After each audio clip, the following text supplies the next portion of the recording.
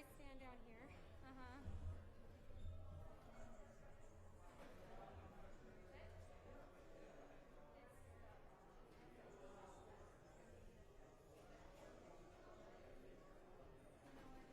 Yeah, no one can see it.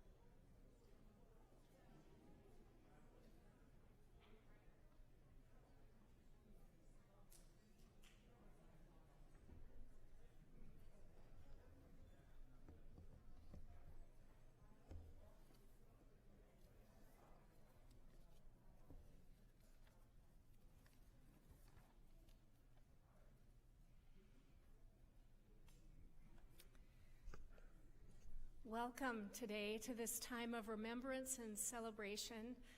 We celebrate a well-lived life and a well-loved man in Jim Bricker. I thank all of you for being here today, and a special welcome as well to those of you who are tuning in via live stream. We're glad that you can be part of the service today too. Just a gentle reminder to those of you gathered in the room here that if you would silence your cell phones at this time, it would help us all enter into a spirit of remembrance. We begin today in the name of God who created us, who redeems us, and who sustains us in life and in death. Amen. I invite Jim's son Larry to share words of welcome from their family.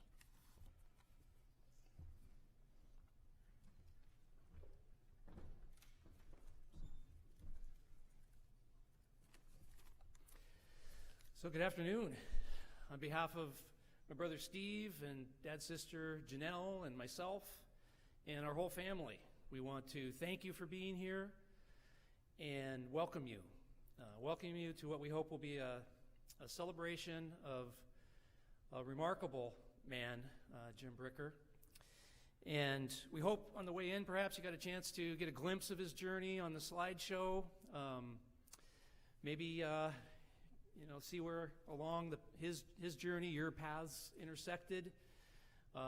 It was more or less sequential, so if you were here long enough, you would have seen from childhood all the way up to present, where he spent time with his two great-grandchildren, and then his third just arrived, and so we're excited about that, but his life journey. So we hope after the service you'll get a chance to join us in the reception hall over in the Regency room around the corner, to maybe share your stories of maybe, again, where your paths crossed with Dad first. So thank you. I also wanted to say we're especially grateful to Pacific Lutheran University for allowing us to have this time here. I think it's an especially difficult time to have a gathering like this, but I think also important. And so we're just very, very grateful. Specifically grateful to Laura Lee Hagan for coming alongside my brother and I to help put this together and coordinate. And really the whole PLU team that has allowed us to be able to do this today. So we are grateful as well for the folks that are going to be sharing their remembrances today that are mentioned in your program. I do want to mention that Dad's friend and classmate from PLC, class of 1956, Dr. Phil Nordquist, will not be able to join us today. He was ill, so we will greatly miss him. And then I think it's also, valuable for us to meet, given the sudden nature of Dad's illness and the quick onset of his confusion, and I think inability for us to be able to share with him how much he's appreciated, thank him for all he's meant to all of us, to reminisce with him perhaps, and really communicate, I think, fully how much he's loved. So I think as well that given that, and then also as I was thinking about our celebration today, I was struck deeply by thoughts of community and relationships. Today we get to be a community to each other by sharing this service, and hopefully again later in the reception. But I'm also struck by the community of family, friends, colleagues that Dad built up over a lifetime of investing in people and in relationships. And I think given, again, Dad's brief hospitalization and the brief hospice, I had kind of a unique perspective a little bit because of the no visitors policy in the hospital and the way the doctors and nurses were so stretched thin that I became kind of the point of contact for relaying updates and that kind of thing. And it gave me, a unique position to to see the community that Dad has formed over the lifetime and also be able to benefit from it. So, again, I can't thank this community enough for coming around to support Dad during these weeks. Also for myself and for my brother and for Janelle, just to have that support of this community. The Marine Support Group, for one, just as an example, were amazing. And the support they had for Dad and our family and for each other was really inspiring. I also want to just take a moment and thank others. Thank some of his professional colleagues, Pat Dunn and Karen Lang, for putting me in connection with Dad's network. For many, many more, my Uncle Bob Josem, coming alongside providing wise counsel and support. I also want to mention Joanne Singh, Dad's companion, for her encouragement. And also, I don't know if you saw on the slideshow the picture of Dad with her dog Katie, who was Dad's favorite furry friend and served as his comfort animal kind of his last days. So very thankful for that. And again, for so many others, Dad's neighbor Nina, who was keeping a careful, watchful, caring eye on Dad as he started to show signs of decline. Cousins Janice and Howard, as we were looking for a care facility for Dad.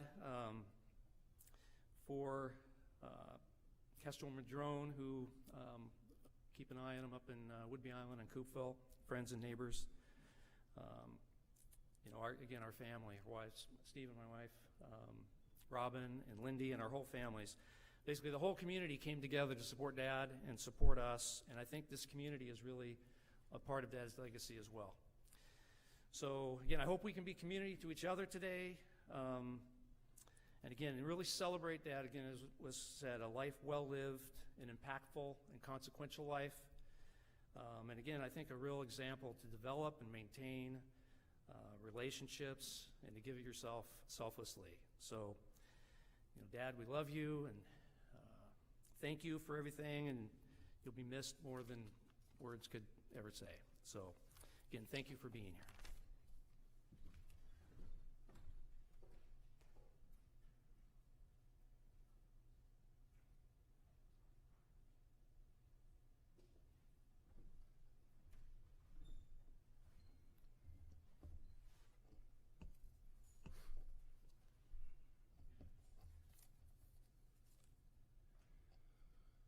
Well, good afternoon.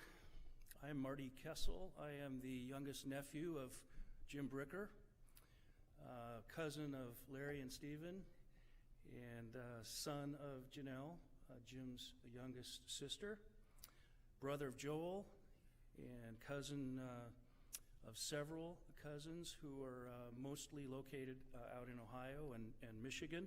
Also represented here with my cousin Janice and her husband Howard, and their daughter Stephanie and her family, and cousin Jacqueline Karsten as well, who's here today. My wife Michelle and my daughter Jillian are here with me, and on behalf of the family, we also want to acknowledge the passing of our cousin Jack Karsten, who passed earlier this year back in Ohio. Well, as Larry said, thank you all for being here. Today it means so much to our whole extended family, and I'm honored to be able to speak on behalf of the extended family. As many of you know, Jim and his family have deep roots in the Midwestern part of the United States. Jim's parents, Lauren James Bricker and Velma Arnold Bricker, met in Fort Wayne, Indiana, while attending business school there. Jim and his older sister Joyce, my late aunt, and his younger sister Janelle, my mother, were born and raised in Fort Wayne, Indiana. Then in 1948, along with their parents, teenagers Jim and his younger sister Janelle relocated and came out to the Pacific Northwest, settling in Lakewood, what is now Lakewood, here near Tacoma and very nearby. Jim and Janelle attended junior and senior high school at Clover Park, which obviously prepared Jim and Janelle ultimately to attend and graduate here from PLC, now PLU. On the Arnold side of the family, so Jim's mother, Velma, was born in Crestline, Ohio in 1903. She was the youngest of 9 children, and many who settled in north and central Ohio, and several who are still located in that region today. Vilma's father, Henry Arnold, was a first generation in the United States. His father, Conrad, was born in Germany before coming to America. Vilma's mother, Frederica Neff, was also born in Germany. She was born in an area that's very near the France and Switzerland borders. And there are still relatives there living there to this day. And we, through the family, keep in touch with some of those relatives to this day. It was great that Jim and his sisters were able to visit that area on a number of occasions. On the Bricker side of the family, Jim's father, Loren James, was born also in 1903, like his mother.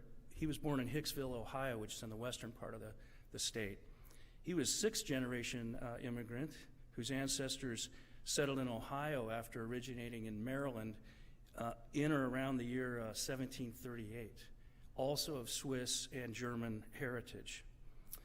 Loren's mother unfortunately passed away when he was just 3 years old, and so he and his brother were raised by their aunt, and their father, James, moved to Seattle, and he spent his whole career working for the trolley system in Seattle, and then retired and located in what is now Bellevue. And of course, we believe that Jim's parents' decision to move out west here to the northwest was influenced by the fact that Jim's grandfather, James, was located in the area. We also know on the Bricker side of the family that there was an extended cousin relationship with John Bricker. And John Bricker was a 3-term governor of the state of Ohio, and then later a 2-term senator of the state of Ohio as well. Notably, he was also the vice presidential running mate to Thomas Dewey in the 1944 presidential election, which was won by FDR, and it was considered the closest presidential election in history at that point in time. So very close to ending up in the presidential, vice presidential situation there. Now, we believe this connection to Governor Bricker likely influenced Jim's future interest in government affairs and being in government in some capacity.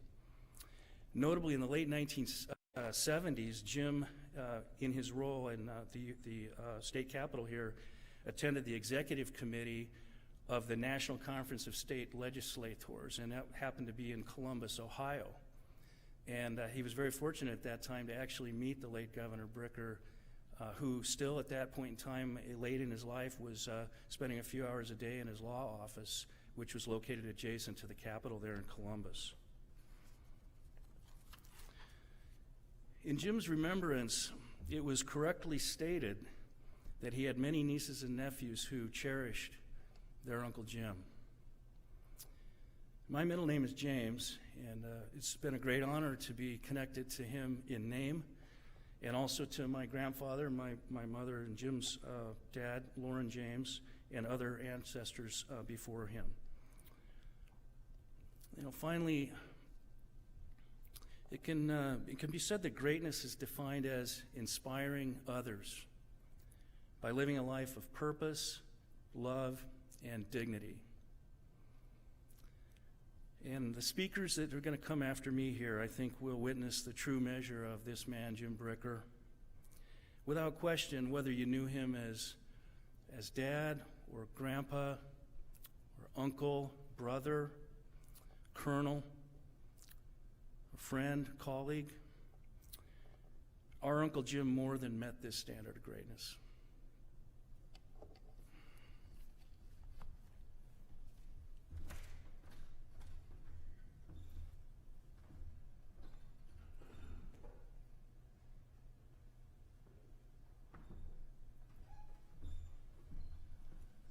Thank you. The book of Psalms contain the ancient promises of God, It's our privilege today to read a portion of Psalm 121. You can find this in your program. I will read the plain text, and I invite you to respond with the bold text. I lift up my eyes to the hills. From where will my help come?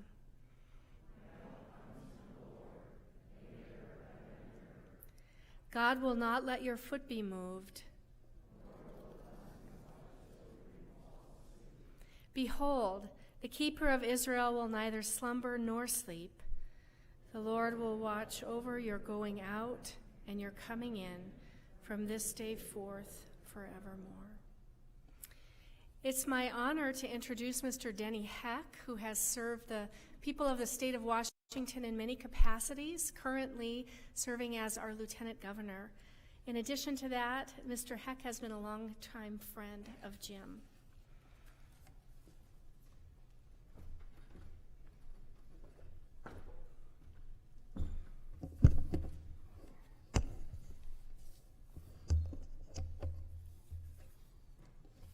Thank you.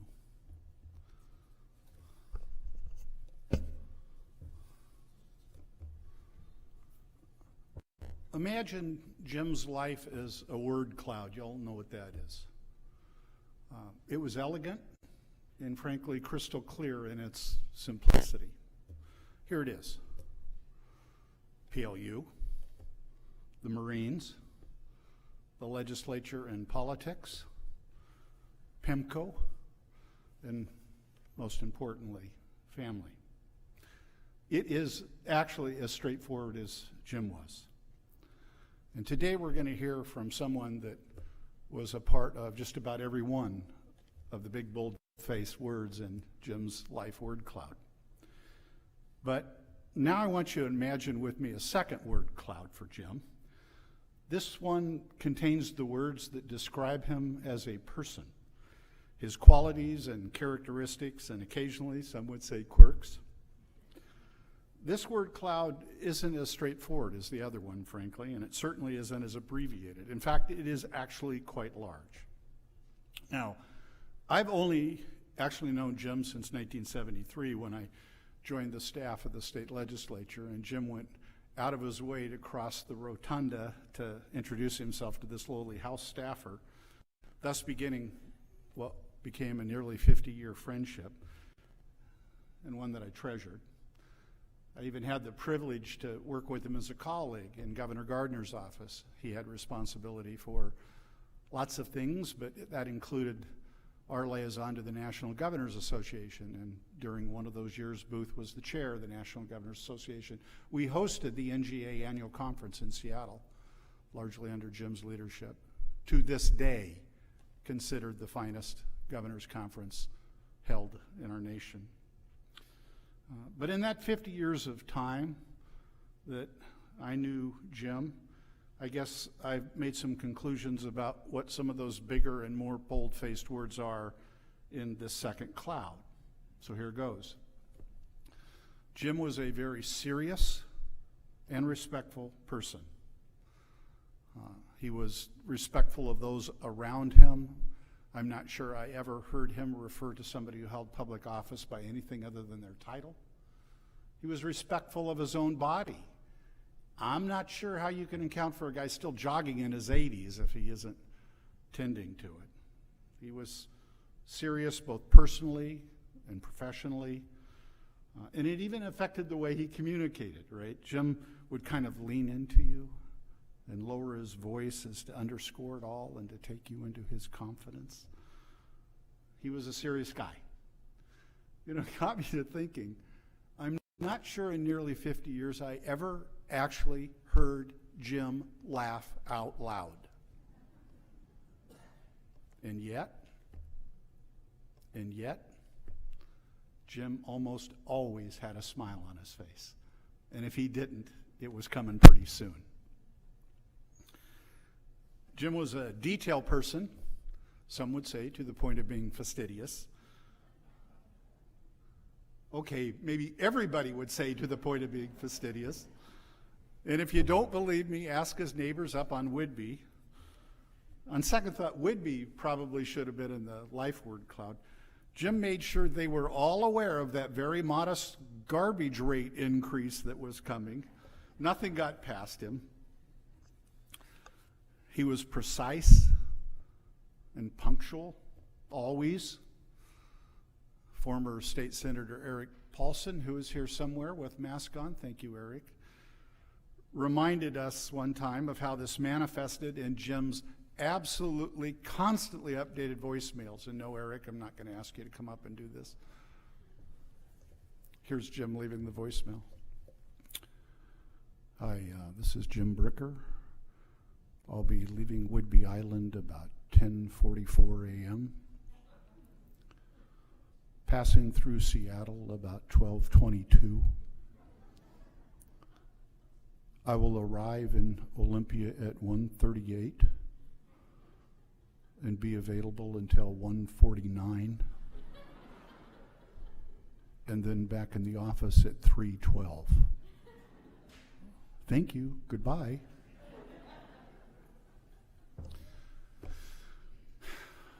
Reference to Eric reminds me that Jim was also a master mentor. I made that title up, but if there is a human being on the face of this planet that deserves that title, it was Jim Bricker. He mentored so many, many people. He mentored Eric. He mentored me. He mentored Trevor Sanderson, his non-com on the Marine Reserves. Jim was gracious. Some would call him an old school gentleman. I don't know how many times Jim had dinner at our home, but he always showed up with something in hand for us. Well, mostly for Paula. He made her feel like she was special to him. Fair enough. He was special to her. Jim was a very generous and kind person. For example, he never told Sergeant Sanderson, and by the way, as you will all recall, Jim worked for Trevor's dad, Gordon, one of the great giants of the state Senate. So, in fact, Jim was family. But he didn't tell Trevor until years afterwards that all the other reservists referred to Trevor as lieutenant behind his back because, well, Trevor acted like one, and in this case, sorry, Trev, it was not a compliment. Jim's personal code of integrity was Marine strong. It ran deep. He did all his business above board and beyond reproach, and that is me engaging in understatement. In part, this is because Jim was someone who deeply, deeply cared about our democratic institutions, especially the state legislature and its history, and he loved it. If you had an extra 10 to 15 minutes, maybe 20, just say to Jim, Jim, about that State Budget and Accounting Act. Just let your voice trail off. He would take it from there. Buckle up for the history lesson. Jim was devoted to his friends, to his job, and most of all to his family. Sometime after Judy passed, he had the companionship of a wonderful woman, Joanne, who grieves deeply with us today. And at the same time,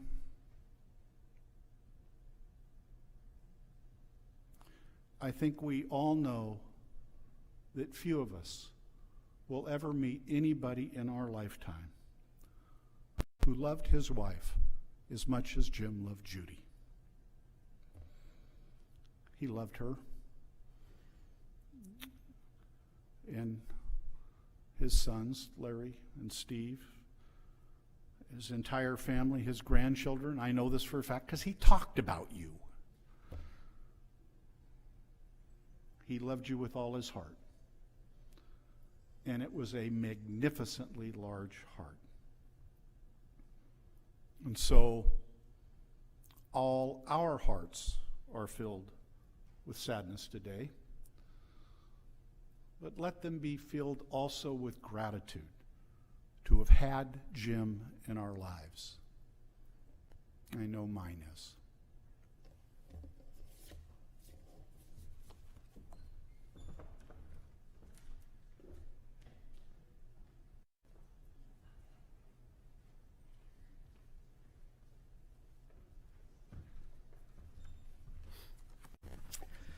My name is Marty Brown, and it was my honor to be hired twice by Jim Bricker. Mr. B, as my wife Kate always called him, hired me for my first and last jobs in Olympia. First at the State Senate, then finally at the State Board for Community and Technical Colleges. I'd like to think that I was a friend of his from then until now. In the mid-'70s, Jim was instrumental in professionalizing legislative staff. At that time, the legislature moved from joint interim committees with limited staff to full-time, nonpartisan standing committee staff. Jim was the first permanent committee staff director in the Senate, and the model he implemented is still in place today, 50 years later. He hired me as a legal intern while I was attending law school, and I frankly doubt that I added much to the professionalism of the staff at that time. But on the other hand, Jim hired some of the first women and people of color as attorneys and analysts in the Senate, and always because they were the most talented and qualified for the jobs. One such hire was a freshly minted lawyer who Jim gave his first job in Olympia. That lawyer went on to a few other bigger positions, and his name's Gary Locke.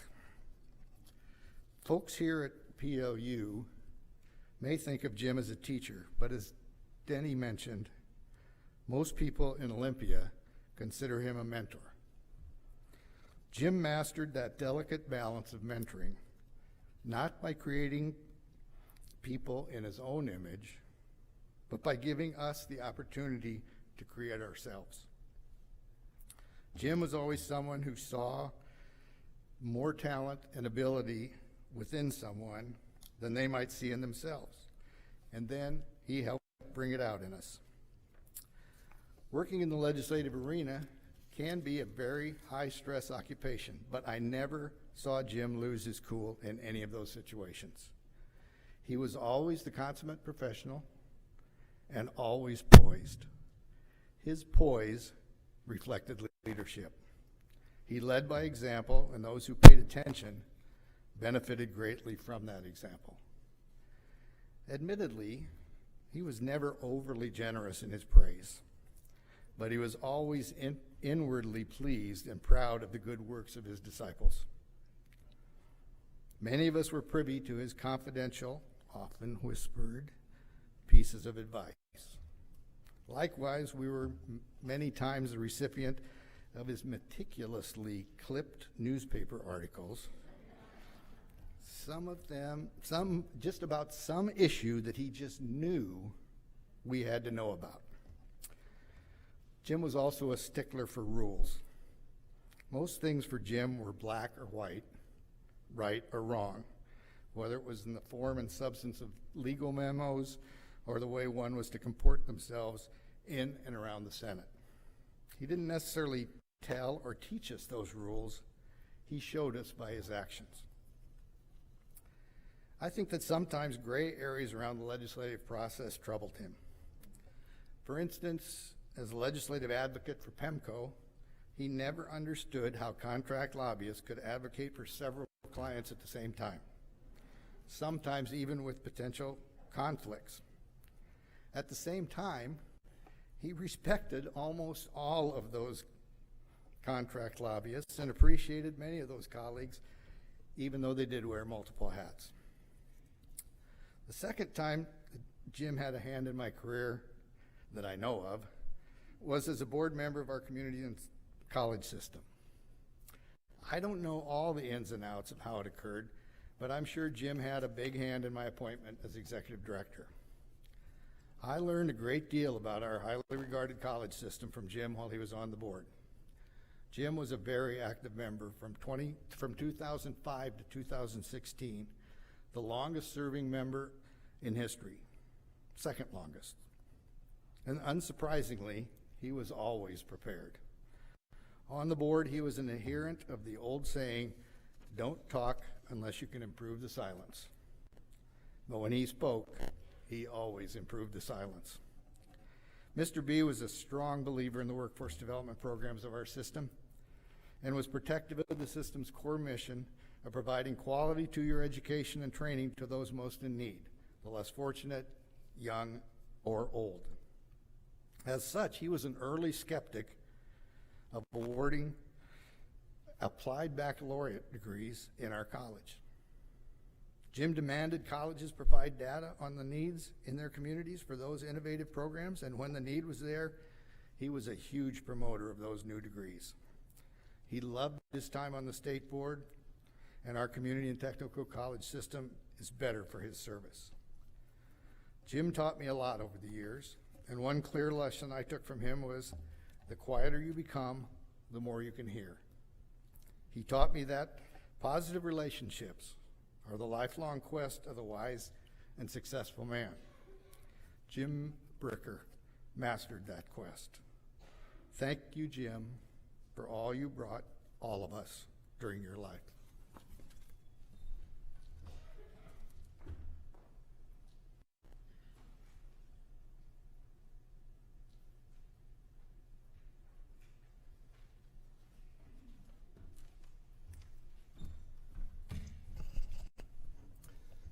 Thank you, Denny and Marty. You're all going to think that the three of us coordinated our talks, but we didn't. I'm here, my name's Brian Benzel, and I'm here on behalf of the Board of Directors of PIMCO and our CEO, Stan McNaughton, and as well as many colleagues who started working with Jim in 1971 at that legislature's Joint Committee on Higher Education. Jim had a huge influence on all of us, including my family. My wife Cynthia and I benefited immensely from Jim and his many Brickerisms. But today, I want to recognize Jim as a consummate teacher. Teachers equip students for their future that the teachers will not be here to see. And Jim is certainly a guide to our future. As I mentioned, we met in 1971 when he hired me to be a staff member to the Joint Committee on Higher Education, chaired by Senator Sanderson, as Denny mentioned. I didn't realize it at the time that I would be forming a friendship that would last well into these 50 years.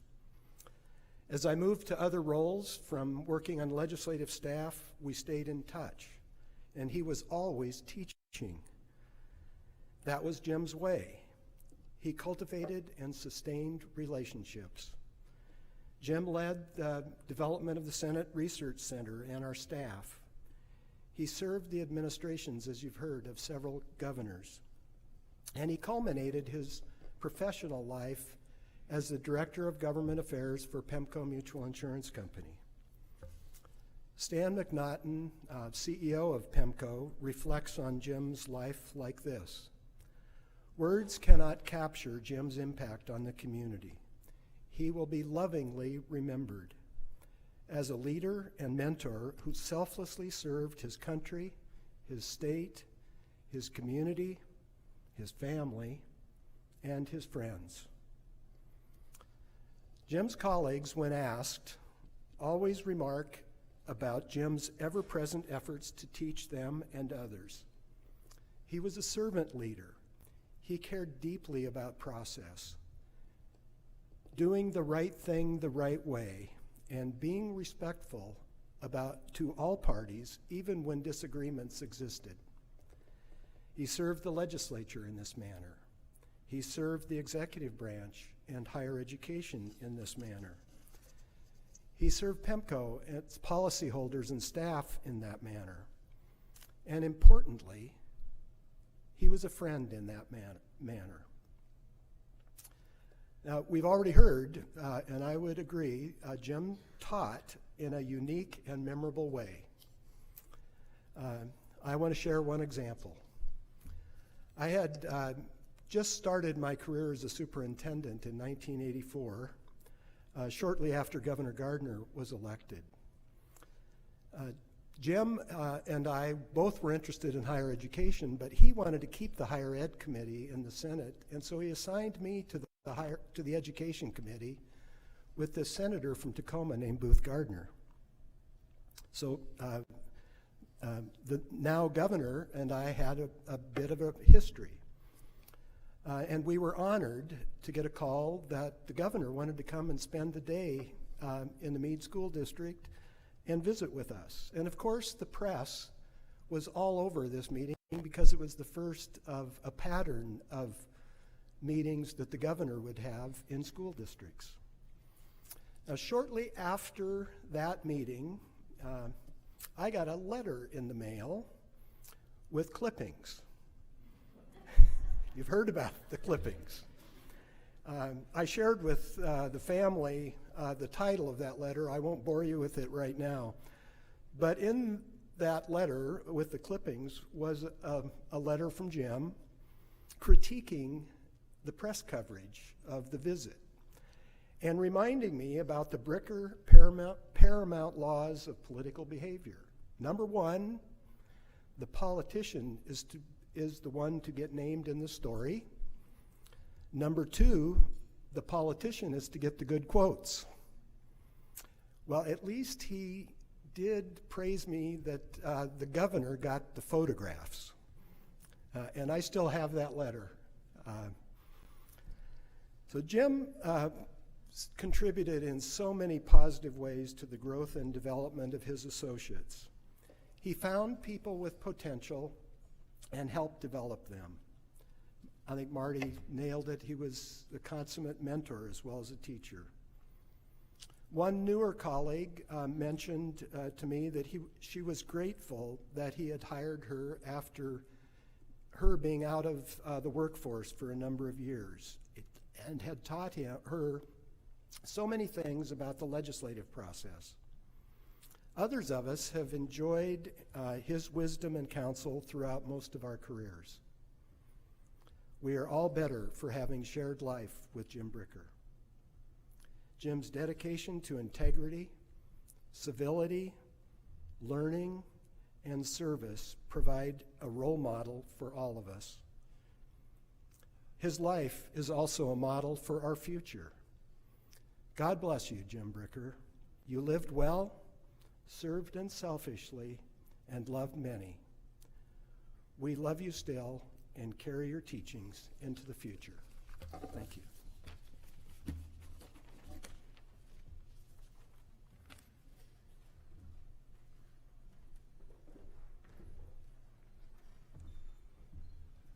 Thank you. I invite you to stand at this time as together we sing a hymn that has close association with Lutheran higher education and this place that Jim loved so much, PLU. We sing together Beautiful Savior. It's found on the back cover of your program.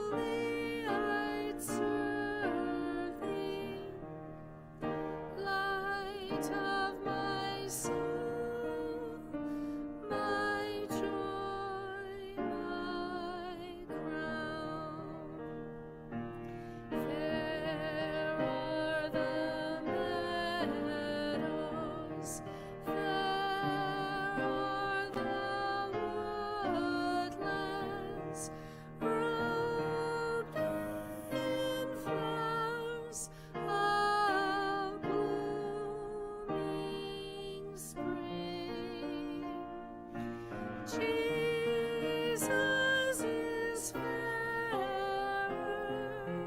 Jesus is pure. He makes our sorrowing spirit sing. Fair is the sunshine, fair is the moonlight, bright the sparkling stars on high. Jesus shines brighter, Jesus shines purer than all the angels in the sky. Beautiful Savior, Lord of the nations, Son of God and Son of Man. Glory and honor, praise, adoration, now and forevermore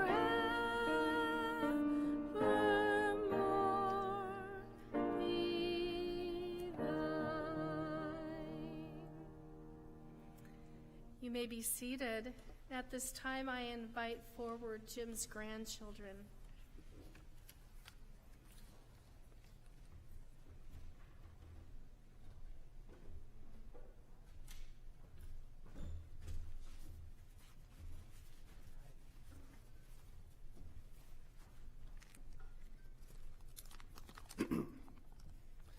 Thank you for coming. We got a chance to hear from the second generation via my Uncle Larry. Now you get a chance to hear from the third. I'm sitting here with my brother and my cousins. The fourth generation is here too. My niece and nephew, Wesleyan Bricker and Gunnar James Bricker, who are both having very good behavior. It's in up front. We're also excited that we're joined by my wife and I's first child, Crew James Bricker, who was all of 5 weeks old yesterday. Crew joined us just 5 days after Grandpa passed away. He sometimes has quite a bit to say, so we'll do our best to keep him quiet. Apologies in advance if he starts speaking. We'll try to calm him down, but we thought it was important that he was here. As we've heard already, Grandpa was a man of great character. He had a lot of traits for the four of us to get to look up to and try to emulate. I don't have all day to speak, though I could, but I've narrowed it down to 2 quick stories that I think highlight some of the traits that most looked up to in my grandfather. First is humility. When I was an undergrad at Central Washington over in Ellensburg, there was a weekend when Grandpa was going to come by my house and pick me up so we could attend a funeral for the Joseph family. I was standing outside my house waiting. Also outside, across the street, were my neighbors, three men who were enjoying a warm Saturday in Ellensburg by drinking beer and tinkering on a pickup truck.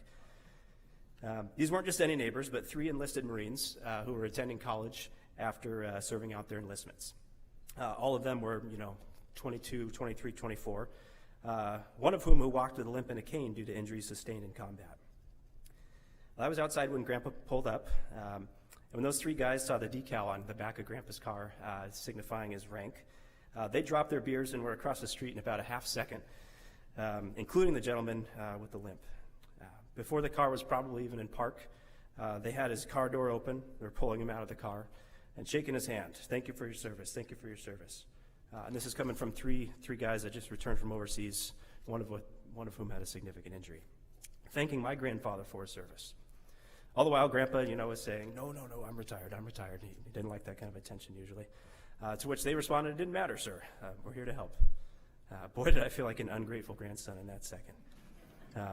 But I'd really never seen him receive that kind of raw praise before, and I think that was somewhat purposeful. I saw the same thing a few years later when attending my brother's basic graduation in San Diego. I made the wise decision to ride in Grandpa's car when we drove on base. And you can't imagine the surprise on the Marine's face who was manning the gate when he encountered an 06 mixed in with the parents and the civilians driving on base to join the ceremony. Instead of being directed into the long line of security, the car was waiting to be examined, the Marine waved us around and was falling over himself apologetic. "Sir, I'm so sorry. I'm so sorry. You were supposed to be on a list. We have another entrance for you. You can park. You should have been able to park somewhere else." But that wasn't Grandpa. He didn't seek extra attention, nor did he ask for anything special, no matter how deserved it would have been. That's a level of humility that most people don't attain in a lifetime. My second story also concerns Grandpa's famously calm demeanor. He could be fuming mad, and most people would never even be able to tell. I like to think that I only made him mad once, and I'm going to tell that story. I was in 8th grade. I got to be a page of the Washington State Senate. For the record, Lieutenant Governor Brad Owen was my sponsor. Had a great week staying with Grandma and Grandpa in Olympia and riding in to work with Grandpa every day on the Capitol grounds. For those unaware, being a page in the state capitol is a program for middle schoolers where you're basically a gopher. You run and deliver packages and errands between administrative buildings and on the floor of the Senate chambers. In between assignments, you spend a few hours in page school, which is basically a civics class that's taught there on the grounds of the Capitol. One day in page school, we had an exercise in budgeting. That year, as in many, there was a budget shortage. And so to press upon us kids what that really meant, we were given a line item budget, maybe 4 or 5 pages long. So it certainly paled in comparison to the real budget, but quite complex to an 8th grader.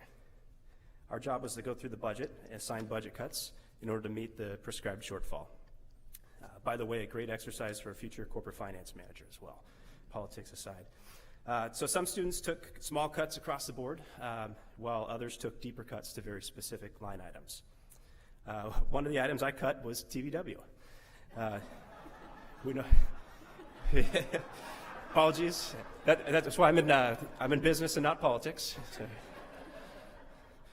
We all know what Grandpa's favorite channel was. So that night over dinner, he found out about my proposed budget, and he launched into full-blown lobbyist mode. He first appealed philosophically, reminding me of the importance of open government and transparency. And then he appealed practically, reminding me that legislators tend to be quite busy and can't always make the hearings in person. And then finally he appealed personally, reminding me that TVW was in fact his favorite channel, and it was probably on while we were eating dinner that night. But then I got to speak. And I remember I'm 14 years old here. No joke. I said, "Grandpa, TVW has proven successful at raising private funding. In a time of deep budget cuts, I don't think it's prudent for taxpayers to subsidize an organization that has proven successful at raising outside funding." 14 years old. You should have seen the look on Grandpa's face. After a long pause, he said, "You sound just like your father."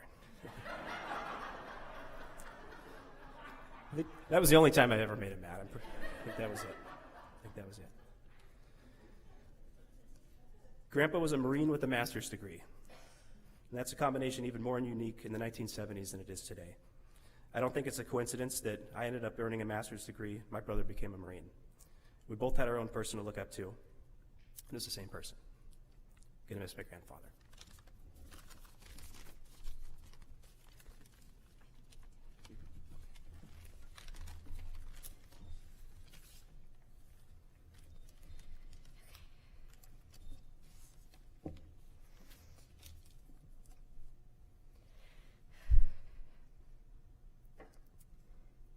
Last year, I received a notification in my email that I had a package at my college post office. I hadn't ordered anything, so I was confused of what possibly could be. And when I got there, it was a manila envelope full of newspaper clippings and magazine articles, all related to things I had mentioned in my last letter to Papa. He always had so much to add about whatever I could possibly be interested in. I was in Costa Rica this summer. He gave me all sorts of fun facts about the Costa Rican government and their demographics and where U.S. retirees stay. Such a fount of knowledge about a country decently far away. When I was running cross country He gave me so much wisdom about what to do after the race. He'd come to see it, and then he would guide me through the post-running, which comes less naturally, but he knew it so well. He'd send me the mailings from Life. He'd forward them on to me because he knew I loved animals, and that's something that he did really well, knowing what's important to people and showing his care for them through that.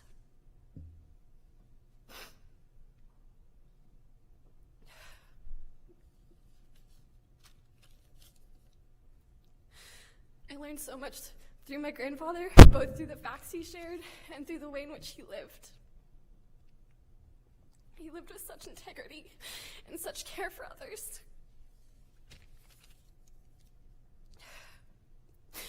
He really instilled a value of learning and education, both for my personal enjoyment and for the benefit of others, and he exhibited that in his own life.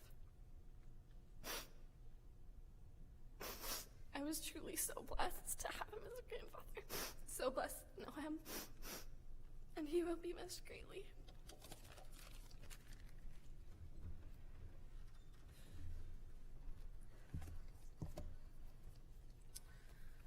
So these are some verses that remind me of my grandpa. And so in Philippians 4:8, it says that finally, brothers and sisters, whatever is true, whatever is honorable, whatever is just, whatever is pure, whatever is lovely, and whatever is commendable, if anything is excellent or praiseworthy, think about such things. Whatever you have learned or received or heard from me or seen in me, put into practice, and God of peace will be with you. And also John 15:12-13 says, my command is this, love each other as I have loved you. Greater love has no one than this, lay down one's life for one's friends.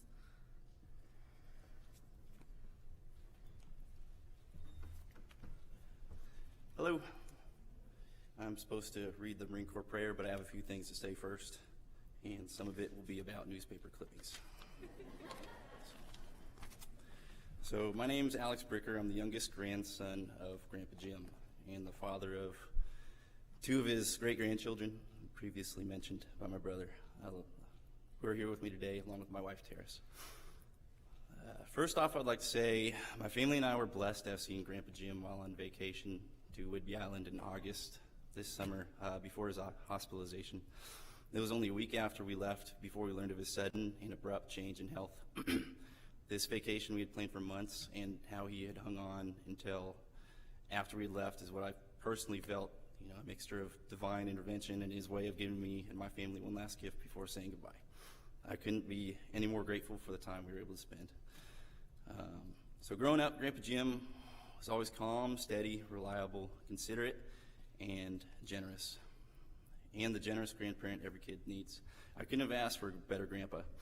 I have lots of memories, but there's a few that stand out that I'm going to share. Starting with Mariners baseball. So going to baseball games with him was one of my fondest memories. It was always quality one-on-one time, which also turned into a few teachable moments. First, he taught me the patience to sit through an entire baseball game at that young age. Second, some might say he's frugal.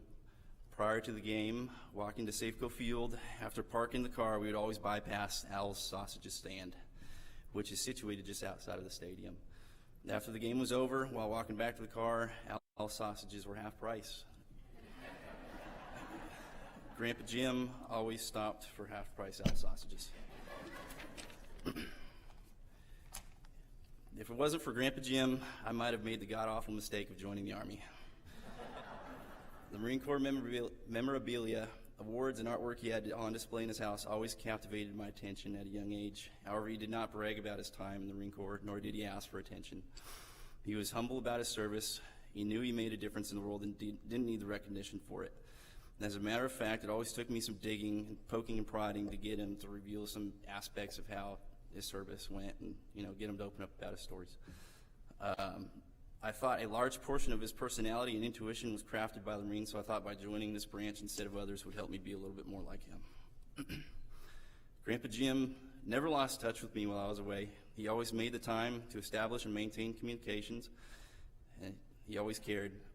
He attended my boot camp graduation in San Diego, even though I didn't get to see him as often, he always found time to communicate by sending letters, some with local newspaper articles he'd found that were relevant to my life at the time, the clippings. He would even send me a steady stream of emails which contained Marine-related articles, jokes, or where we would go back and forth poking fun at the other branches, such as the Army. Lastly, I'll refer back to our Whidbey Island trip. Grandpa Jim always was excited for us to come and visit and utilize Coopville House. In fact, anytime I asked him if I could use it, he would light up with enthusiasm because he was proud he created this getaway for his family and was generous about its use. I remember calling him weeks leading up to our trip, and I could tell he was excited for us to escape the Texas heat and come to relax. Our plan was to spend a couple days on the island and drive through Deception Pass, Tacoma, to go see him. I remember him meticulously giving me turn-by-turn directions from the very start of his driveway all the way till we merged onto I-5. Literally every turn and the approximate mileage to the next turn and important landmarks to watch for along the way, including the best gas prices. These directions lasted all the way from, and as he was giving directions, I was following along on my phone on Google Maps. Then I noticed he began taking me on a detour to Fur Island, which he spelled out for me, F-I-R Island. He said, if you get the opportunity to stop by the Snow Goose Produce, which has an ice cream stand, get the kids ice cream there. They would go, and I quote, bananas. So here we are on Fur Island at the Snow Goose Produce, and we order a few ice cream cones. And I'm not kidding when they say they packed a whole tub onto one cone. When we got into Tacoma later that day, I mentioned the Texas-sized cones and about how the kids did indeed go bananas. All he did was laugh and smirk. It was the little things for Grandpa Jim. Now, as Grandpa Jim knows, in the Marine Corps, everything is issued to you: a rifle, socks, boots, and if you don't have a prayer, I assure you the Corps is one step ahead and can issue one of those as well. I would like to read to you the Marine Corps prayer. Let us pray. Almighty Father, whose command is over all and whose love never fails, make me aware of thy presence and obedient to thy will. Keep me true to my best self, guarding me against dishonesty and purpose and deed, and helping me to live so that I can face my fellow Marines and my loved ones, and thee without shame or fear. Protect my family. Give me the will to do the work of a Marine and to accept my share of responsibilities with vigor and enthusiasm. Grant me the courage to be proficient in my daily performance. Keep me loyal and faithful to my superiors and to the duties my country and the Marine Corps have entrusted to me. Help me to wear my uniform with dignity, and let it remind me daily of the traditions which I must uphold. If I am inclined to doubt, steady my faith. If I am tempted, make me strong to resist. If I should miss the mark, give me courage to try again. Guide me with the light of truth, and grant me wisdom by which I may understand the answer to my prayer. Amen. Now, if you could please rise, if able, for the playing of taps.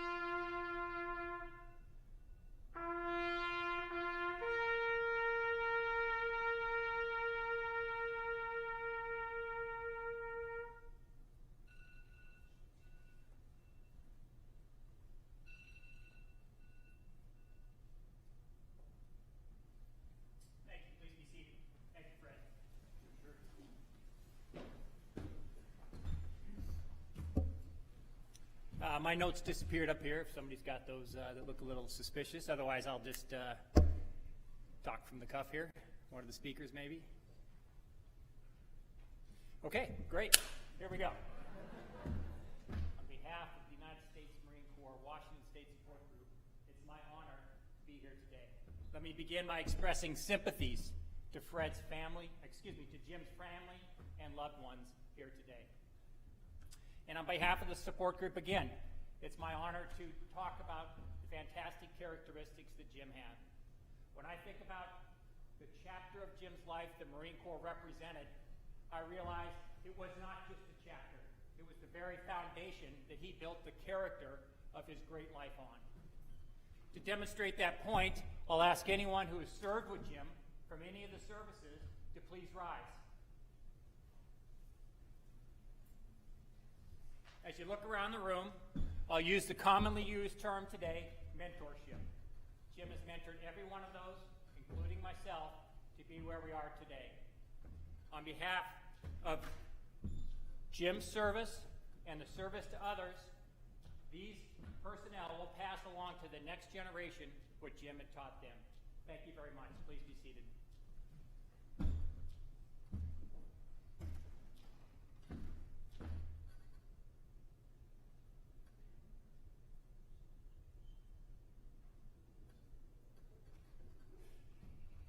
I want to call today also the attention to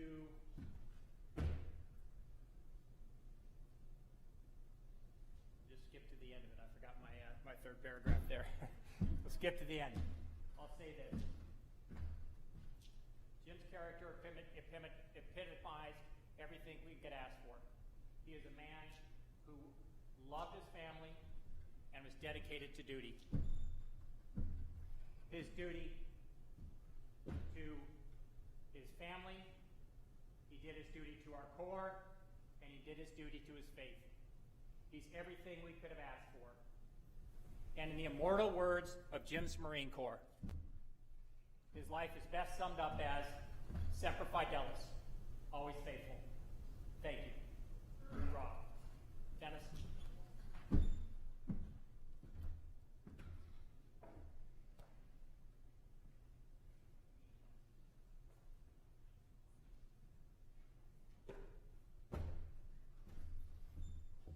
After listening to everybody that came up and talked today, I'm sad that I only knew Jim for about 3 years.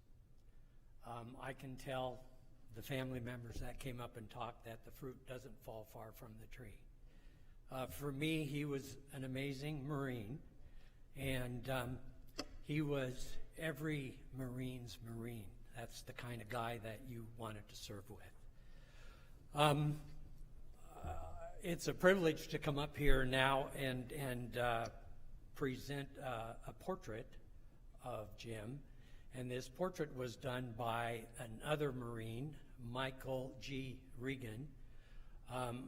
Michael served in Vietnam in 1966 through 1967, and came back, worked at the University of Washington for a while, and when he retired 18 years ago, he started drawing portraits of every fallen soldier, every branch, and first responders as well.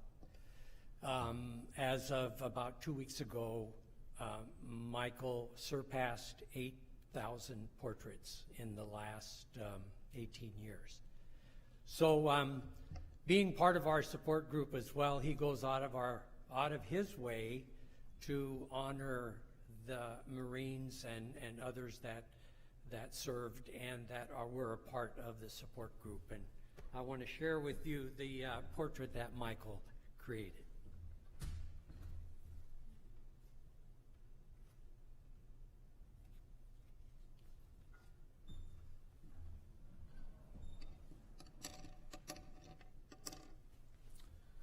It's a very familiar smile, isn't it?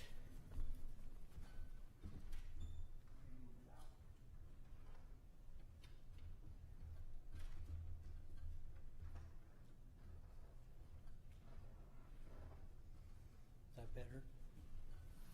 So I'll end it the way Tom did. Semper Fidelis, always faithful. Thank you.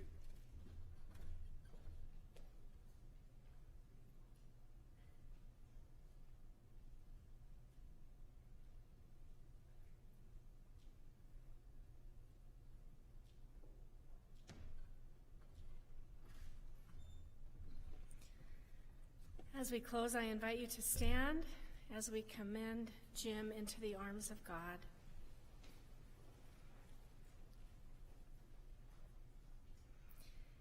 Into your hands, O merciful Savior, we commend your servant Jim. Rest eternal grant unto him, and let perpetual light shine upon him. Amen. You are all warmly invited to a reception out in the General University Center here, and then the family will be located across the way in the Regency Room if you haven't had a chance to greet them yet. I would invite Jim's family to depart first, and then the rest of us will follow. Thank you again for being part of the service today.